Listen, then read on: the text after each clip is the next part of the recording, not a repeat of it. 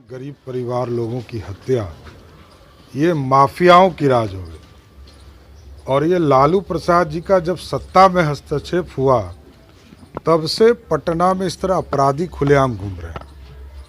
अब बताइए, जो मजदूरी करने वाला व्यक्ति हो उसकी निर्मम हत्या की जा रही है।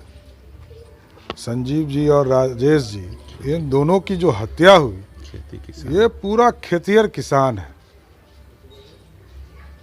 और ये तो स्पष्ट झलक रहा है कि किसने हत्या किया। यदि प्रशासन कार्रवाई नहीं करती है, घर ध्वस्त नहीं करती है, तो सड़क पर बात तो हम लोग रखेंगे ही, सदन में भी कल से उठाने का काम करें कि आप कार्रवाई करो।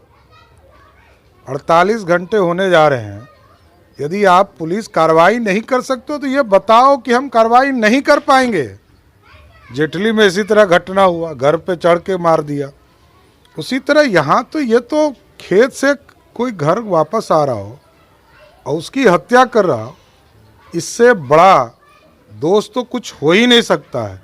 सरकार और एसएसपी को मैं आग्रह कर रहा हूँ कि आप तुरंत कार्रवाई करें और जो लोग इसमें अभियुक्त हैं, जो लोग को संदेह है, तुरंत कार्रवाई कीजिए। जरूरत पड़े तो घर ध्वस्त कीजिए और स्पीडी ट्रायल चलाकर फांसी की सजा कराइए। जी, जिस तरह से राजधानी पटना में लगातार हत्या का दौर चला, लगता नहीं कि 90 का दशक का फिर देखिए, ये जातीय उन्माद फैला रहे हैं लालू प्रसाद जी, नीतीश कुमार जी। जाति का द्वेष पैदा होगा तो लालू जी को भी भागना पड़ेगा बिहार छोड़कर, ये बता मैं देना चाहता हूँ।